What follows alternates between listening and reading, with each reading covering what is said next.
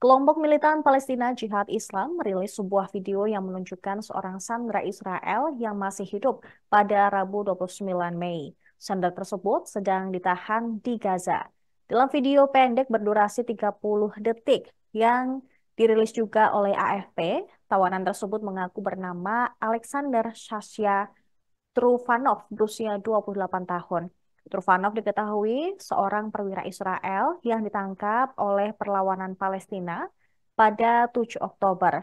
Dia terlihat mengenakan baju berkerah berwarna abu-abu dengan corak hitam dan merah. Dia berbicara dalam bahasa Ibrani. Pesan tersebut singkat sekaligus misterius, di mana Trufanov mengatakan kepada warga Israel bahwa orang-orang akan mendengar mengenai apa yang sebenarnya terjadi pada dirinya dan puluhan tahanan lainnya di Gaza. Pesan tersebut disampaikan Brigade Al-Quds dalam video yang dibagikan melalui saluran Telegram mereka. Ini menyiratkan ada video lain yang akan segera dirilis oleh Brigade Al-Quds. Pernyataan tersebut dikomunikasikan melalui saluran Telegram dan dipublikasikan dalam bentuk aslinya. Trufanov, seorang berkewarganegaraan ganda Rusia Israel, ditangkap pada 7 Oktober dari kibuts Nir Oz bersama ibu, nenek, dan pacarnya. Ketiga wanita tersebut telah dibebaskan melalui gencatan senjata antara Hamas dan Israel pada akhir Oktober lalu. Sementara ayah Trufanov tewas dalam serangan tanggal 7 Oktober di Israel Selatan. שמי אלכסנדר טרופנוב, אזרחי ישראל והמפגינים. בימים הקרובים אתם תשמעו ממני את כל האמת של מה שקרה לי ולשאר האסירים פה בעזה. תבקש מכם, תהיו Amerika Serikat tidak ikut mengecam serangan mematikan Israel yang menewaskan 45 orang di kamp pengungsian Rafah pada hari Minggu. Pemerintahan Joe Biden membela Israel dengan mengatakan Tel Aviv memiliki hak untuk melenyapkan Hamas. Pada Selasa 28 Mei, Dewan Keamanan Nasional John Kirby mengatakan bahwa pihaknya memantau dengan cermat penyelidikan terhadap serangan udara mematikan Israel yang disebutnya tragis. Tetapi kematian baru-baru ini di Rafah bukan merupakan operasi darat besar-besaran di sana yang melanggar batas garis Amerika. AS masih menganggap serangan Israel terhadap kota Rafah di Gaza Selatan sebagai cakupan terbatas. Amerika Serikat meminta Israel juga memastikan perlindungan bagi warga sipil. Kirby mengatakan Tel Aviv memiliki hak untuk memberantas Hamas karena kelompok milisi Palestina tersebut bertanggung jawab dalam serangan sejumlah kota Israel pada 7 Oktober lalu. Kendati demikian, Israel juga harus menjamin perlindungan terhadap warga sipil dalam setiap operasi militernya di Rafah. Diketahui serangan akhir pekan lalu menyebabkan 45 orang tewas ketika kobaran api melanda sebuah kamp pengungsi di Rafah. Israel menyebut hilangnya nyawa sebagai kecelakaan tragis, sementara negara-negara dunia mengecam tindakan Israel ini. Right now, it is still our assessment that what is happening in Rafah and what the IDF are doing, it is limited in scope. And so what anyone says, those images, what's happening on the ground, it's horrific, it's heartbreaking, and it needs to stop. We also have to remember that we are supporting Israel in their fight against Hamas.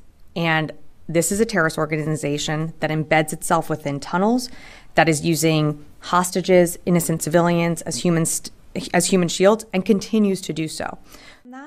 And every time the secretary has a conversation with Minister Gallant, it is direct. It is very frank, and it's respectful, but he is very direct. And we are deeply saddened by the tragic loss of life in Rafah over the weekend. Like many of you, I'm sure, I watched the videos that emerged from the fire that broke out in the camp there this weekend. Those images were heartbreaking, and I know the pain that those families are suffering through must be unimaginable, especially those who lost children and those who have lost family members for a repeated number of times.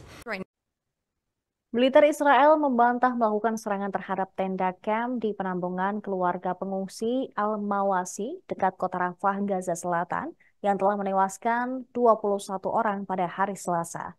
Setidaknya di antara mereka ada 12 orang yang tewas yang merupakan perempuan. Sementara 64 orang terluka dalam serangan tersebut dan 10 orang berada dalam kondisi kritis.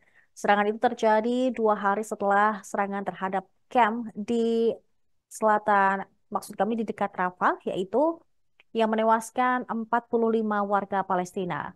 Otoritas Kesehatan Gaza mengatakan tank-tank Israel bergerak menuju pusat kota Gaza Selatan untuk pertama kalinya setelah malam pemboman besar-besaran. 2 hari setelah serangan udara Israel terhadap kamp lain, layanan darurat Gaza mengatakan 4 tembakan tank pada hari Selasa menghantam sekelompok tenda di Al-Mawasi. Namun militer Israel membantah melakukan serangan di Al-Mawasi Gaza. Sementara itu, IDF juga mengarahkan tuduhan sebagai pelaku pembantaian di kamp pengungsi Tel Al-Sultan ke Hamas. Mereka mencurigai amunisi atau bahan yang mudah terbakar lainnya menyebabkan ledakan sekunder dan kebakaran besar di lokasi tenda-tenda warga Gaza yang mengungsi di Rafah. Israel berdalih serangan udara yang terjadi pada hari Minggu ditujukan untuk 2 target utama dari pihak Hamas.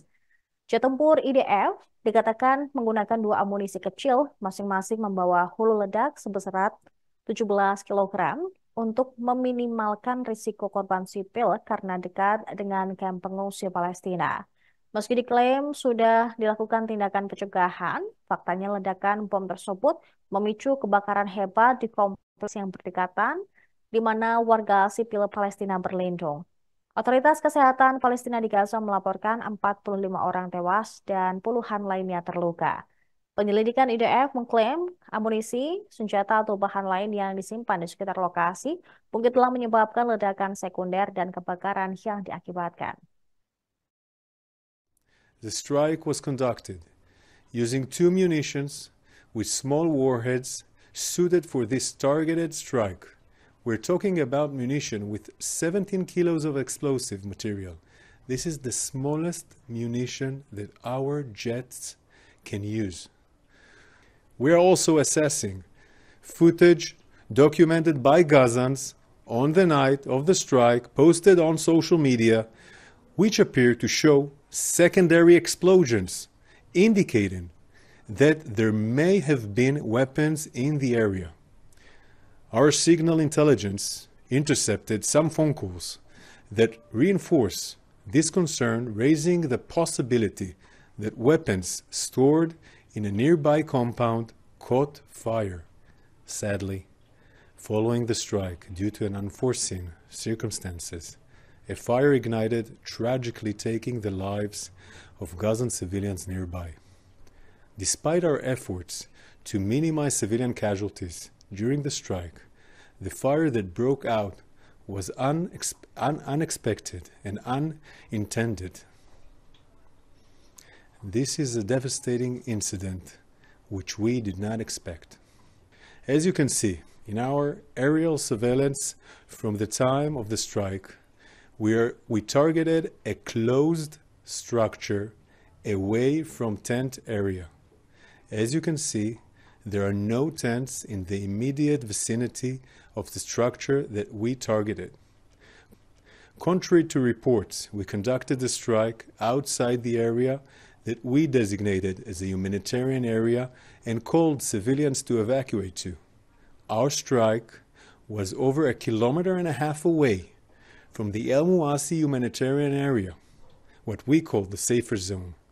Here is where Hamas claims we struck, and here is where we conducted our strike against the Hamas senior commanders outside the area designated as a humanitarian area. Israel diduga telah melancarkan perang selama hampir 1 dekade melawan niat Pengadilan Kriminal Internasional atau ICC untuk mengeluarkan surat perintah penangkapan terhadap para pemimpinnya. The Guardian melaporkan pada hari Selasa 28 Mei, Israel menggunakan badan intelijen guna mengawasi, meretas, menekan, dan memfitnah, serta mengancam staf senior ICC agar mengganggu penyelidikan mereka. Media arus utama tersebut mewawancarai lebih dari 20 mantan intelijen Israel dan pejabat Israel yang masih berada di intelijen, tokoh senior ICC, diplomat, dan pengacara yang mengetahui kasus tersebut. Investigasi menunjukkan bahwa intelijen Israel menyadap komunikasi banyak pejabat ICC, termasuk panggilan, telepon, pesan, surel, dan dokumen. Mereka secara teratur menyadap panggilan dan komunikasi ICC dengan warga Palestina, meskipun tidak secara langsung menyadap perangkat pejabat mereka.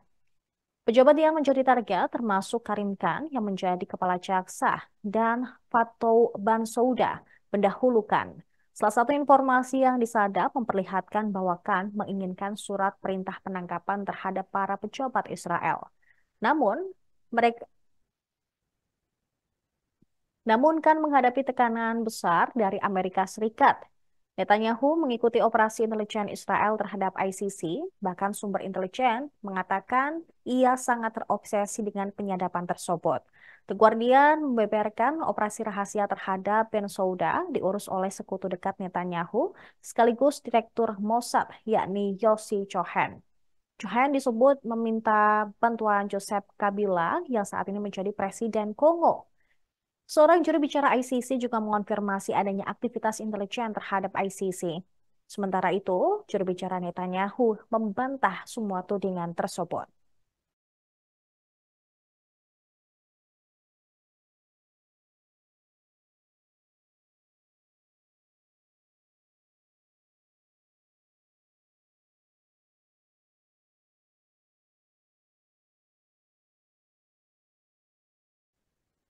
Demikian informasi yang kami sampaikan dalam Viral News. Kami akan kembali sesaat lagi dengan informasi lainnya, tetap di Tribun News.